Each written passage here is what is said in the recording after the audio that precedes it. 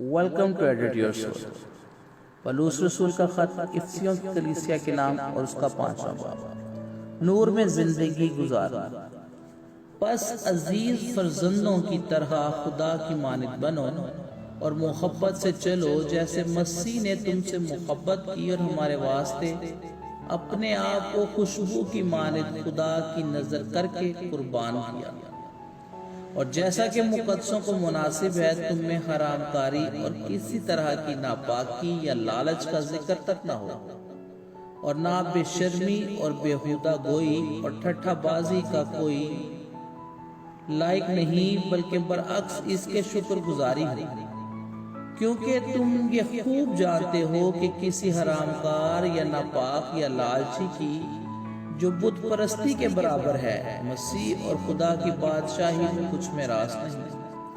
کوئی تم کو بے فائدہ باتوں سے دھوکہ نہ دے، کیونکہ انہی گناہوں کے سبب سے نافرمانی کے فرزندوں پر خدا کا غضب نازل ہوتا ہے۔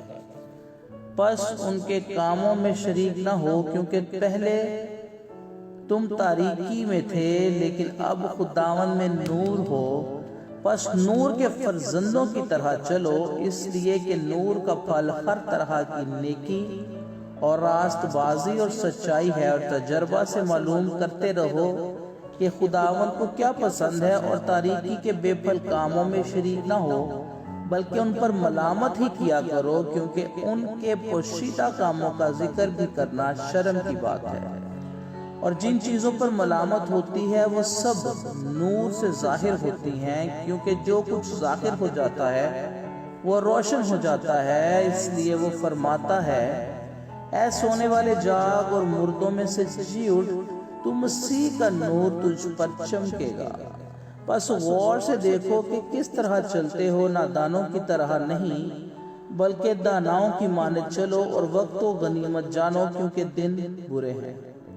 اس سبب سے نادان نہ بنو، کیونکہ خداوند کی مرضی کو سمجھو کہ کیا ہے، اور شراب میں متوالے نہ بنو، کیونکہ اس سے بد چلنی واقع ہوتی ہے، بلکہ روح سے معمور ہوتے جاؤ، اور آپس میں مزامیر اور روحانی غزلیں اور گیت گایا کرو، اور دل سے خداوند کے لیے گاتے بجاتے رہا کرو، اور سب باتوں میں خداوند یسوع مسیح کے نام سے ہمیشہ خدا باپ کا شکر کرتے رہو۔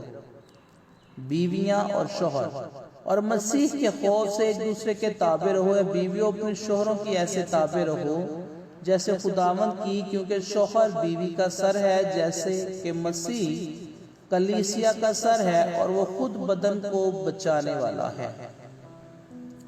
لیکن جیسے کلیسیا مسیح کے تابع ہے، ویسے ہی بیویاں بھی ہر بات میں اپنے شوہروں کے تابع ہیں۔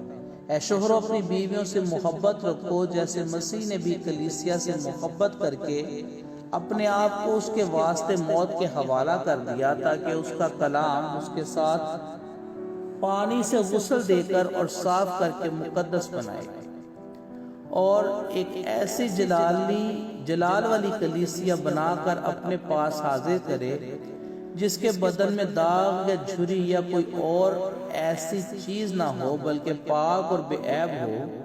اسی طرح شوہروں کو لازم ہے کہ اپنی بیویوں سے اپنے بدن کی مانند محبت رکھیں۔ جو اپنی بیوی سے محبت رکھتا ہے وہ اپنے آپ سے محبت رکھتا ہے، کیونکہ کبھی کسی نے اپنے جسم سے دشمنی نہیں کی، بلکہ اس کو پالتا اور پرورش کرتا ہے، جیسے کہ مسیح کلیسیا کو۔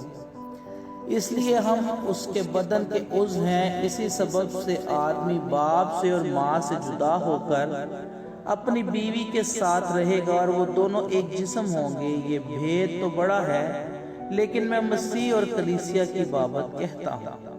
بہرحال تم میں سے بھی ہر ایک اپنی بیوی سے اپنی مانند محبت رکھے، اور بیوی اس بات کا خیال رکھے کہ اپنے شوہر سے ڈرتی رہے۔